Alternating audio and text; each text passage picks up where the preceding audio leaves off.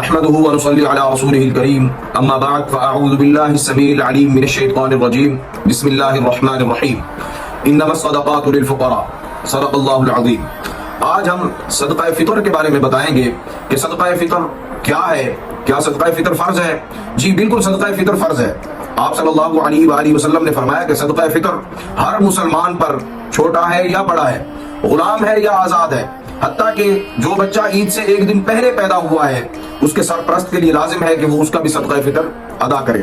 اور صدقہ فطر ہے کیا؟ ابو داؤد کی حدیث ہے، حضرت ابن عباس رضی اللہ تعالیٰ عنہ بیان کرتے ہیں کہ رسول اللہ صلی اللہ علیہ وآلہ وسلم نے فرمایا کہ صدقہ فطر جو ہے وہ روزہ داروں کو گناہوں اور لغو باتوں سے پاک کرنے کے لیے اور مساکین کو کھانا کھلانے کے لیے مقرر فرمایا۔ اب صدقہ فطر کب ادا کرنا چاہیے؟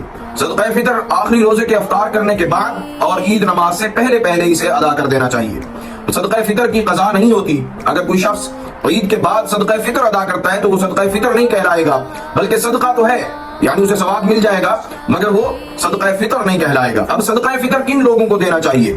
صدقہ فطر بھی ان لوگوں کو دینا چاہیے جن کو زکوٰۃ دی جاتی ہے، یعنی قرآن مجید کی آیت کے مطابق پہلے فقراء فقیر کی جمع ہے، یعنی وہ لوگ جن کے پاس گزر بسر کے لیے کچھ نہیں ہے، اور دوسرا مساکین، یعنی وہ لوگ جن کے جائز اخراجات زیادہ ہیں مگر آمدن کم ہے، اور تیسرے لوگ عاملین، یعنی جن کو مقرر کیا جاتا ہے زکوٰۃ یا صدقات ادا کرنے کے لیے، ان کو بھی تنخواہ صدقہ فطر یا زکوٰۃ سے دی جا سکتی ہے۔ اور چوتھے ہیں مؤلفۃ القلوب، وہ کفار جو مسلمانوں کے بارے میں ہمدردی رکھتے ہیں، یعنی اگر آپ ان کے ساتھ تعاون کریں تو آپ کو امید ہے کہ وہ مسلمان ہو جائیں گے، یعنی گردنیں آزاد کرانا، یعنی غلام مسلمانوں کو آزاد کروانا، وہ بھی صدقہ فطر سے آزاد کروایا جا سکتا ہے۔ اور چھٹے غارمین، یعنی مقروض جو قرض ادا نہیں کر سکتے۔ ساتویں وفی سبیل اللہ کی راہ میں جہاد کرنے والے، اور آٹھویں وہ مسافر جو ابھی سفر میں ہے اور زیادہ راہ ان کا ختم ہو چکا ہے۔ یہ 8 قسم کے لوگ ہیں جنہیں ہم صدقہ فطر ادا کر سکتے ہیں۔ اور ایک اہم بات، صدقہ فطر جو ہے وہ مسجد یا خیراتی ادارے جو ہیں جنہیں چیریٹی کے لیے استعمال کرتے ہیں ہم، وہاں پر صدقہ فطر ادا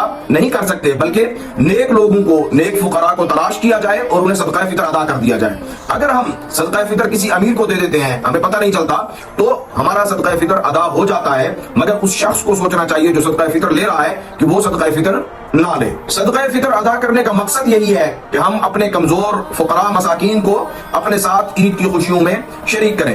اگر آپ صدقہ فطر ادا نہیں کر سکتے تو آپ کے روزے ہو جاتے ہیں، اور اگر آپ ادا کر دیتے ہیں تو روزوں میں کی ہوئی لغو باتیں اور چھوٹے موٹے گناہ جو ہیں انہیں اللہ تعالیٰ معاف کر دیتا ہے۔ ایک بار پھر بتلاتے چلیں کہ صدقہ فطر کی قضا بالکل نہیں ہوتی۔ اگر آپ نے عید نماز سے پہلے ادا کر دیا ہے تو صدقہ فطر ہے، اور اگر آپ عید کی نماز کے بعد ادا کرتے ہیں تو وہ صدقہ ہے، آپ کو گناہوں سے پاک کرے گا، مگر وہ صدقہ فطر نہیں کہلائے گا۔ صدقہ فطر کے لیے آپ صلی اللہ علیہ وآلہ وسلم نے ایک سا مقرر کیا تھا جس کا وزن جو ہے تقریباً 2.25 سیر یعنی 2.5 کلو ہے۔ اب صدقہ فطر کون سی چیز ہے؟ صدقہ فطر جو ہے وہ اگر غلہ کی صورت میں ادا کیا جائے تو وہ سب سے افضل ہے، اور اگر آپ پیسوں کی صورت میں ادا کرتے ہیں تو وہ غلہ کی نسبت افضل نہیں ہے، مگر غلہ کی صورت اگر صدقہ فطر ادا کر دیا جاتا ہے تو وہ افضل ہے۔ صدقہ فطر گندم، جو، کشمش، کھجور، خشک انگور اور انجیر اور پنیر جو ہے یہ آپ تول کر یا ان کی قیمت لگا کر آپ صدقہ فطر ادا کر سکتے ہیں، مگر اگر صدقہ فطر غلہ کی صورت میں ادا کیا جائے تو وہی افضل ہے۔